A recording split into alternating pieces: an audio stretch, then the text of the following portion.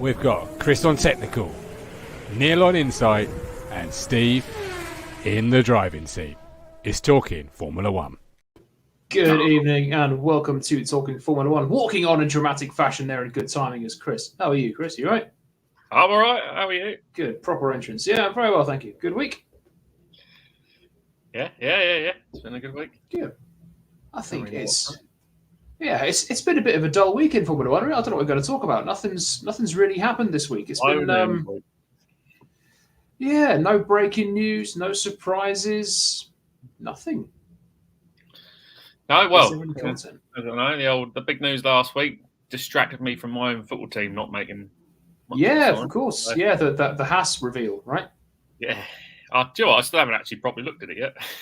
Right. I saw a picture. I'm like, it's like last year. Yeah, it's the Haas. But yes, Thursday transfer deadline day. All these football teams, will they, won't they get signings over the line? I was, of course, keeping a keen eye on the ITFC hashtag. No doubt you were with the Sheffield Wednesday one as well. But out of nowhere, rumoured originally for a while, and I was then furiously refreshing my socials all day, trying to see if it would actually be confirmed, Lewis Hamilton leaving Mercedes to go to Ferrari. Where on earth did that come from? I thought it was a joke at first. No, he's never going to leave Mercedes. He is. I think it was one of those that Mercedes opened the door to the question in his head, and Ferrari well and truly went, yes, please. Yeah. All manner of reasons, I believe, but I think, One that I do agree with what I heard is the timing is a bit strange. Very strange, if you really ask me. But has he really seen enough from Mercedes to say this is going to be a better? They're going to crack it before the regulation change. To me, I don't know. This strikes me a little bit. It reminds me of when he left McLaren to go to Mercedes in 2012 to 2013. McLaren was still doing well. They were still race winners in what was the sort of the dominant Red Bull period at the time. And then suddenly he moves to Mercedes, who were at that point, sort of a midfield team. Neil, welcome in. How are you, sir? Hello there. Pretty good. Good. Now, where are we at? What are we talking about? Well, to be honest, we were just saying we're going to struggle for content. Nothing's really happened this week. Yeah, it's been tricky, isn't it? No, we were just talking about obviously the breaking news of Kiefer Moore signing for Lewis Hamilton signing for Ferrari for 2025. I was saying, I don't know sort of your thoughts on it, but it reminds me of when he left McLaren to go to Mercedes. Sort of that they may have said that, okay, so the first year you're with us is going to be a bit of a struggle, but the second year there's a regulation change, we've nailed it, blah, blah, blah. It just reminds me of that. I've heard a lot of people sort of mention that it feels that way, but to me, not so much. He's in a completely different, part of his career, and he's always said that at some point he always wanted to go there, but in previous years you'd always question how's that going to work out, because he was at a team that was dominating, and what you're just going to, up sticks and move to Ferrari, or you'd never leave a team that was schooling F1, would you? No, but now it's sort of it's worked out as such, because Mercedes only wanted to give him 1 year deals. Because to start with, it sounded that it was out of the blue and everything, but the more you delve into it, Toto Wolff was like, well, I'm not surprised, because they've offered him longer term deal and more money. So it was multi-year deal, and what surprised me was he triggered the release clause, didn't he? It wasn't Mercedes saying actually they don't want you after this year. It was him saying, right, that's it, I want out after 2024. I'll jump ship at the expense of poor Carlos Sainz. They've been holding his contract back anyway, haven't they? They knew all along that this was gonna happen. If you were to be fair, Charles Leclerc and Lewis Hamilton for 2025 is probably one of the strongest driver pairings on the grid. Arguably stronger than Bottas and Zhou, which takes some doing. But if you were Charles Leclerc, I don't know about you, but I'd feel a little bit aggrieved, because you are, Ferrari's next big sort of next big thing, next big protege, really. You're the young kid coming in to stay with Ferrari for a long time and win their glory again. But suddenly Hamilton's coming in as a multiple world champion, statistically the most successful of all time. And I might think, like, hang on a minute, I thought you were backing me, you know.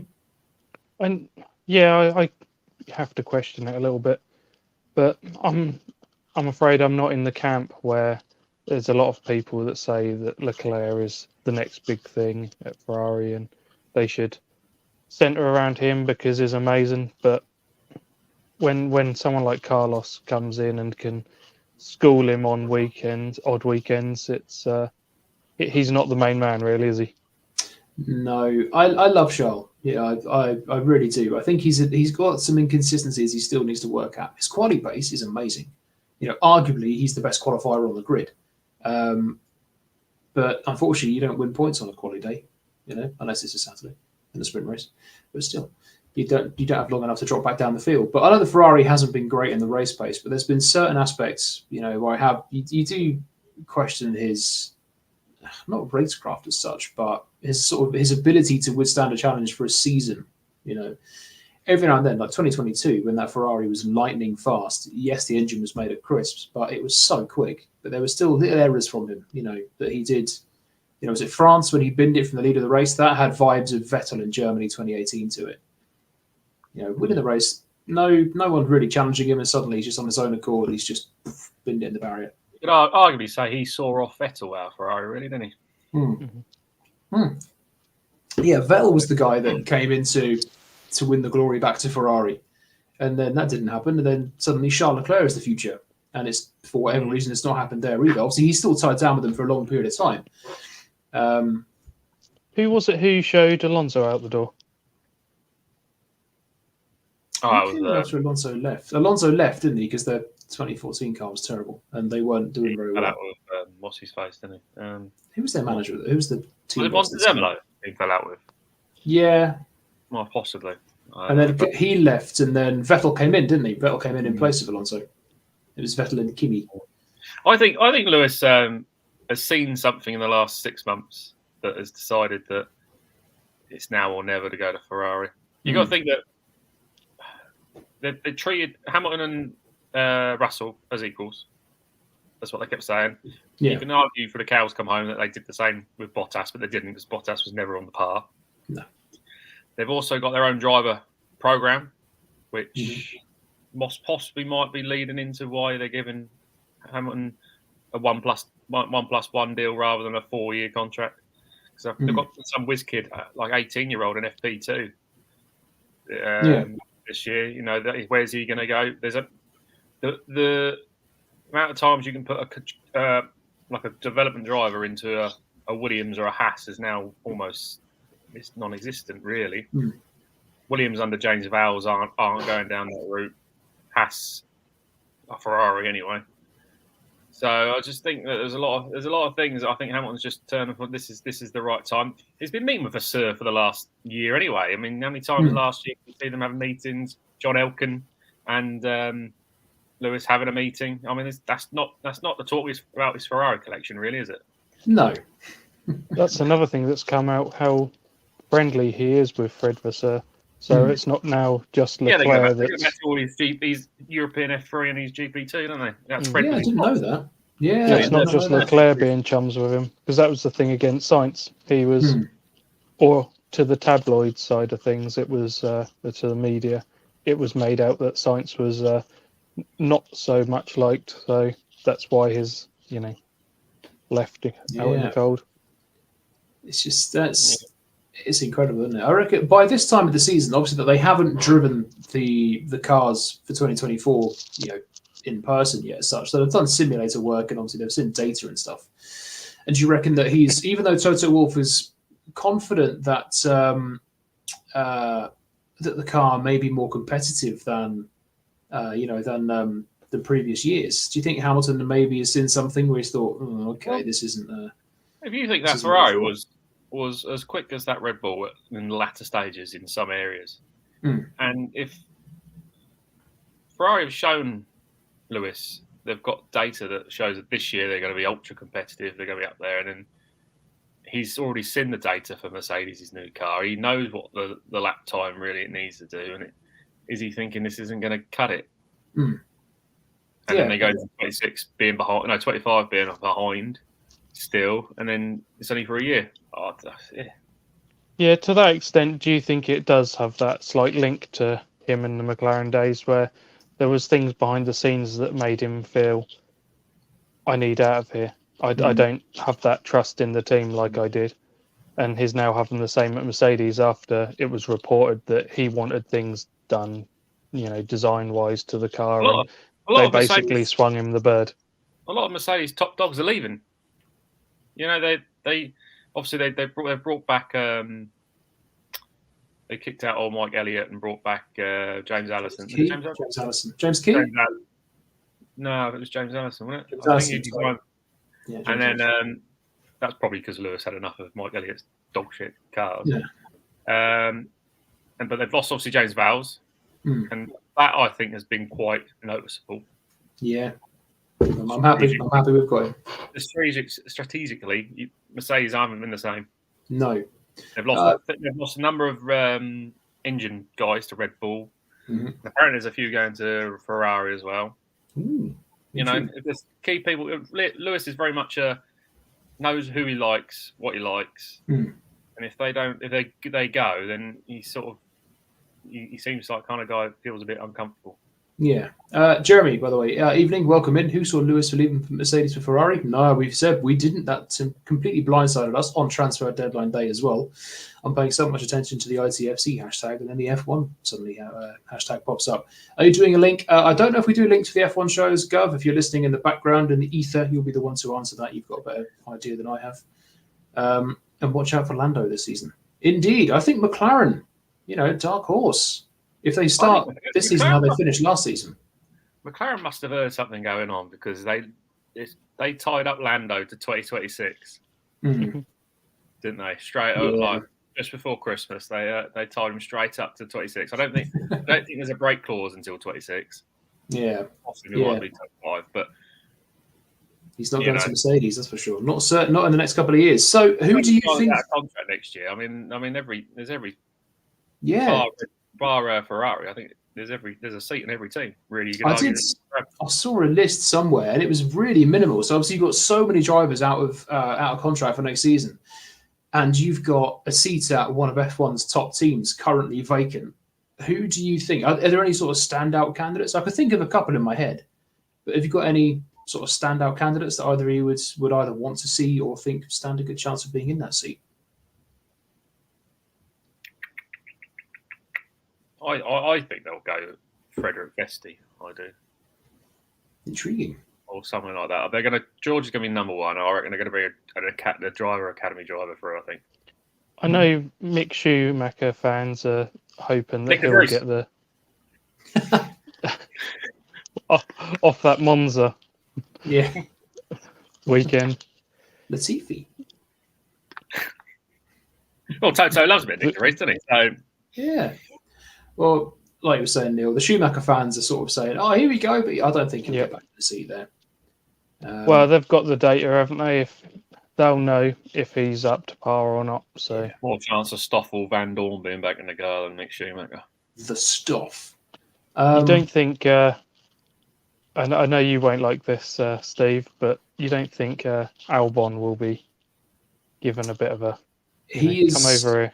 Yeah, he's one of the candidates that's sort of top of my. Well, it will be top of my list anyway. I mean, it's obviously I don't want to lose him because he's been fantastic for Williams. He's done so well for 2 years.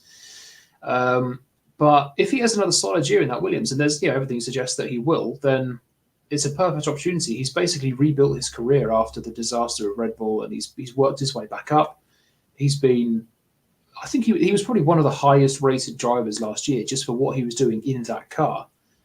He could, if he has another solid year under his belt in a Williams, he could be towards the top of that list. He's obviously out of contracts. He could be top of that list for Mercedes. And I know he's obviously saying that he loves being at Williams and he wants to help them, blah, blah, blah. But if a bigger team comes along with a bigger paycheck and the chance of a race-winning car, obviously you're going to go. Williams aren't going to win races for years, as much as it pains me to say. Not to the new rules, no. No. Well, I saw James Vale. Sorry, Neil. But yeah, James Vale said he didn't care about the next 2 years, did he? I didn't hear that. I watched their reveal, and they were talking quite bullish. Yes, and the car is gorgeous, may I say as well. It's Really? absolutely. Oh, I love it. I'm in love. Oh no, I'm looking at it now. Oh, I love it. There's some black on there, which you can expect now from cars. Nah. I wondered when we were going to pop on over to the car reveals, because that's why I was a little bit on the drag, because I was watching the Sauber. Slake Sauber, which Oh, is that's even worse. that. No, I love that. I was watching one of these YouTubers doing his watch along to it, and he he was laughing. He ended up saying it was almost one of those F1 game sort of free liveries. I can see it. I'm looking at the pictures of it now. It's very green. It's a lot of carbon black on there, but I thought Albert looks like he's 15 in it. Bless him, he does. He looks so young. I don't know. I love a bright Formula One car. Going back to the Orange Arrows days, the Jordans, the white and blue Williams. I love a bright F1 car, and even though there is quite a lot of carbon black on all of the cars we've seen so far, I think it's how you accent that. And I love a bright green, even though I shouldn't as an Ipswich fan. And I love the blue on the Williams. And there's more sponsors on the Williams. There's Komatsu who've come back as a sponsor for the first time since the 90s. They've actually got sponsors on the car, which looks brilliant. That is brilliant. I know that was one thing that was mentioned when someone was going, it's brilliant the amount of sponsors they've got. But in the reveal, they're naming every single one of them. Yeah, but you don't. Oh, come on, seriously. I had it on my work. You're not big fish if you're able to spend the time to name every single one of them. No, we've got this one, we've got that one. Yeah, you don't need to list them all. Just go with like Duracell, obviously, and then Kraken on the rear wing. And others. Golf. Choose your big three, and that'll do. Yeah, it would be Golf, Kraken, and Komatsu, Duracell. But I was surprised there wasn't more of a Golf influence, because there's quite a lot of Golf on that car, and they did the special liveries last year. I thought there would have been maybe a bit. So there was a tinge of disappointment that there maybe wasn't a bit of Golf blue and orange on there. But it's that white and red stripe they've got going on. Is that from the old Damon Hill and Villeneuve sort of days? Yeah, there's a bit of a nod back to the past. You've got the modern sort of blue with the navy blue of the 90s. And then the white and the red and the Komatsu as well. So there's a bit of a nod, and white racing overalls. Love them. I do like the lighter blue that's on the side pod. It's beautiful.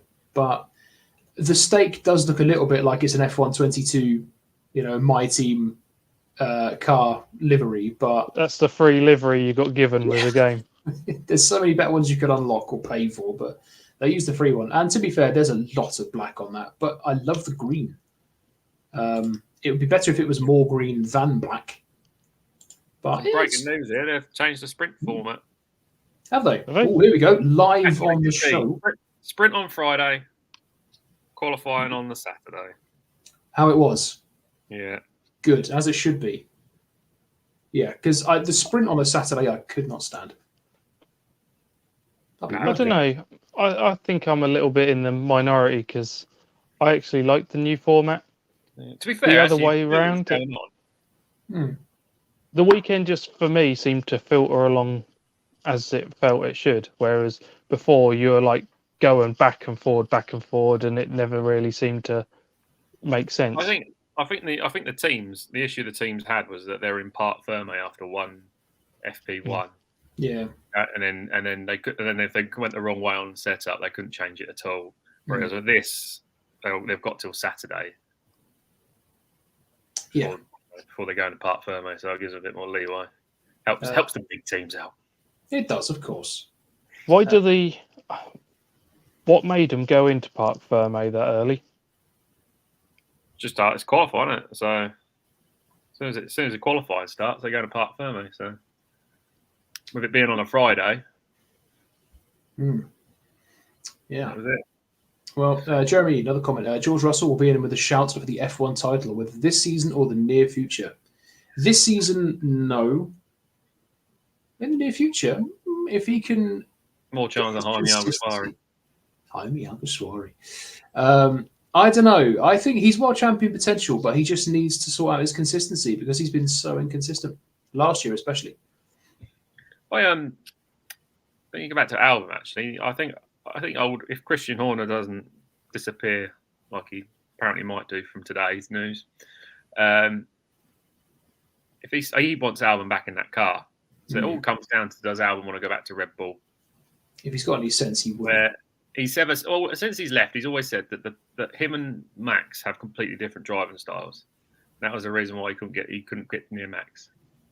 Whereas, because Max apparently likes the car sharp, so as soon as you touch the wheel, it responds. Whereas Alex likes a bit more smooth. So yeah, it's up to I think Red Bull are playing for him, but it's whether he wants to go back and be second fiddle to Max again. In that aspect, do you think even someone like Alonso would be miserable in that Red Bull? Because Max is a very oversteer guy and Alonso's a very understeer guy. Yeah, I don't think even Alonso could get on with it. Alonso's dynamics. I think Alonso could drive around the deficiencies of what it's lacking for him. But I just think it's the team dynamic. I mean, Red Bull are all in on Max, and Max expects them to be all in on him. I think the good thing with Fernando is that he's managed to drag real shitboxes of cars into not just race winning contention, but championship contention. That 2012 Ferrari had no right to be in that championship fight. And I know that they were awful, but his second McLaren stint, those cars were terrible. It's consistently awful, and he was still dragging it around. So that brings you on to, do you reckon Hamilton and Leclerc will work then? Two very different driving Leclerc styles. seems a bit like George Russell, really, who kind of would just take, if they decided to go with Lewis at a certain point in a certain race, he'd just sort of agree with it and get on with it. He wouldn't throw his toys out the pram like someone like Max would. Yeah, it's a tricky one. I think the thing that Charles is lacking, that he might get from Lewis might teach him a little bit, is he needs that. He needs to call people out more. If he's making a bad strategy, if Mercedes make a bad strategy call, Lewis is on the ready going, "What are you doing?" We're on the wrong tires. Whereas Charles just seems to kind of go, "Yeah, all right. What do you think about this, Charles?" I don't know. He seems a bit not indecisive as such, but he just seems like he hasn't really learned to call teams out yet. Whereas we have seen it from Carlos, we've seen it from Lewis, obviously, over the years, even George. That's where I was under the impression that he might have improved at it. But throughout the years, Lewis has always been one to rely on the team to get the result as such, for the strategy. Whereas JB or Jenson Button was, he could almost run the race on his own. He didn't need the team to say, he'd almost be telling the team, this has opened up, we've got this opportunity. I think Lewis has got to a point where he trusted the team so much that he was happy to go with, because they'd won him multiple world championships, he'd go with what they were saying rather than. But you think George is coming to them being a fourth place team. He's probably thinking he can question them because they are going wrong somewhere. Whereas Lewis was, what they were doing was always like at Barcelona when they two-stopped him. Yeah. You'd probably argue, was that the right decision there and then? But he believed it. Even he questioned it for about 5 laps afterwards. But yeah, I just fear that Ferrari I know they're trying to improve, and hopefully they will for when he gets there. But they have been shambolic. He's got to be taking someone with him, isn't he? You think Bono will probably go with him? I think Bono is. It's rumoured that Bono is going with him. So we'll still have the hammer time and they get in there, Lewis. I heard that was true. Then I heard that Bono didn't want to move to Italy. Oh, well, it makes sense. Yeah. It's not like he's just moving up the road, is it? It's not moving from McLaren to Brackley. Yeah. Is Lewis going to be liked there as much as Kimi was? Because I can't see him learning the language any more than Kimi did. Nah, but Lewis is always all over the place. I don't think Lewis is quite. I suppose he only spends enough time he needs to at the factories. I think. I don't think he's like I guess like a Lando who's always there or in and around the places and things like that. I think like Lewis, you see him in America, you see him doing this, see him doing that, and you think, well, Thursday afternoon. You probably should be in the factory somewhere. But Yeah. They're saying, was it the last couple of seasons, that he's been spending a lot more, because I remember the days where he was, no, I'm not doing any simulator work. I don't like any of that sort of thing because it just doesn't correlate to actually driving, because he drives with feel and actually feeling the forces, whereas others like Max with Lando and a few others, they're really good at, the simulator stuff. But it's the last couple of seasons they've said that Lewis is really, because that's what improved, their slight improvement they've had has come through a lot of the work that Lewis did in the simulator. So he is doing a lot more of that. He'll be out in the old Fiorano test track, mate. Oh, swapping Brackley for Maranello. It's not a bad upgrade. But I think that the most intriguing thing is going to be through this season is who is going to take that second Mercedes seat. I don't know if Mercedes would go for a youngster, particularly if they're trying to get back to the front again. I'd love to see someone like Albon in the seat, as much as it would hurt me. I think they'll go for the youngster personally. There's a lot of good talent coming through. I don't see anyone on that grid right now who'd go. You don't think Sainz will go over to what will become Audi, and then you have Valtteri go back to Mercedes? Well, Sainz will go somewhere. I don't think Sainz will go. I think Sainz will probably go to the Audi route, if I'm honest. I mean, there's talk about him, people Red Bull being interested, but it's the same with Albon. It's technically a career. He was the one that started their shenanigans and their downfall of the youngsters coming through. What about Esteban Ocon? He used to be Toto's protege, didn't he? Yeah. Stay in Alpine. No. Well, I can't see anywhere else Sainz is going really to be competitive, apart from going to Sauber for a year, ready for the Audi project. If Audi get it right. I can't see him at Alpine. I definitely can't see him at Haas. Williams aren't. Williams isn't. Well, I don't think Williams. That's a big gamble to go, isn't it? From a Ferrari to a Williams. Aston Martin, there's no room for him really. I mean, they've either got Stroll, Drogovic, or Alonso. So I can't really see. With them having Honda engines, there's always talk of, was it Tsunoda or someone being part of it. And you got Perez will be knocking around, which I'll probably think Perez will be retiring. If I'm honest, I don't think he'll get a drive for 2025. I can't see him going anywhere else really. The annoying thing with Andretti being declined is you've got 2 seats fewer than we really should have. Yeah, we haven't got time. We haven't spoken about that either. No, we've only got a couple of minutes left. The F1 closed shop. Yeah, because they're not going to be competitive. But Haas, you can continue. Have you seen their wind tunnel model? It's literally modelled on the Red Bull. Wow. Yeah, they'd be competitive. They would be competitive. It's very Red Bull-like. Side pods, everything. Guaranteed, they come into the sport, they'd be more competitive than Haas. My car is more competitive than Haas. It's ridiculous. I don't know. It's infuriating. It really is. Sorry, is there an appeals process, or I don't know, or is it just FOM have just gone no? I don't know. I think they should appeal it if they've got the option to. Metal Jason really likes the Haas livery. Not so sure about Williams or Sauber. Right, I'm not hearing a word of slander against the Williams livery. It's beautiful and boring. It's boring. It's not boring. The Williams, as far as liveries go, the Williams car is. I like the designs behind it, but as far as the livery goes, it's a good okay for me. It's not terrible. I don't dislike it. It's just okay. You're breaking my heart. It's perfect. The only thing it's missing is the little Senna logo on the nose cone. It's one up from the Sauber though, because that livery is. You know what? The Sauber shocking. Looks like every other car on pre-season testing. It looks like it's got Flovis paint on it. Someone slipped with the paint pot. Yeah.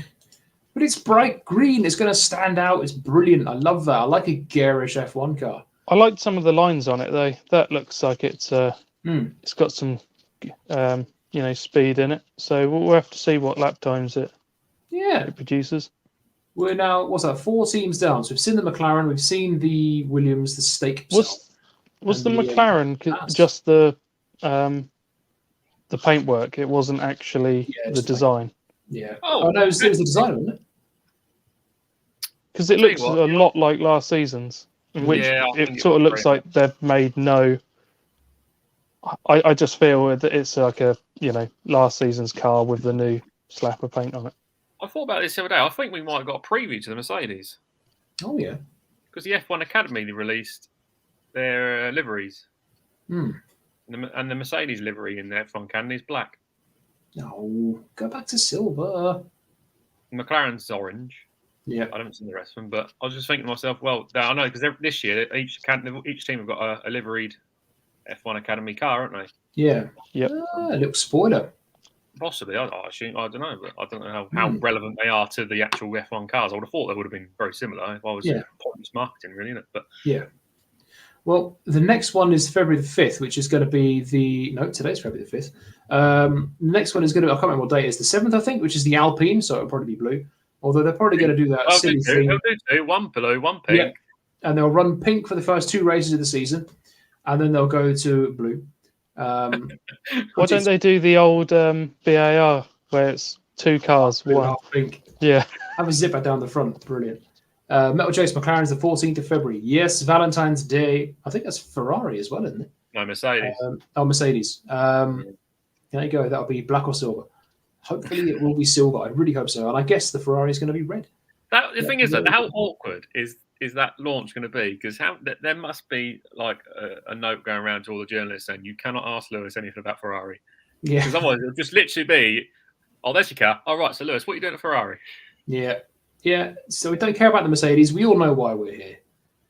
But, well, there we go. That brings us just about to the end of another Talking F1. Like I say, it's been a struggle for content this week, really. It's been tricky. Nothing's happened. So we've done well to make half an hour out of this.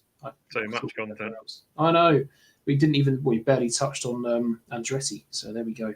But next week, we'll have a few more car launches, I think, between now and then, I think. I can't remember the calendar. But I don't care about the rest because I've already seen the Williams. So sod it, roll on pre-season testing.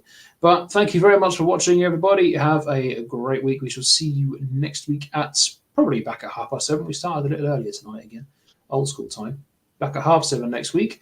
I have been Steve. He has been Chris. He has been Neil. We're back, all 3 of us as well. It's been amazing. Woo. So much. We shall see you next week. Bye.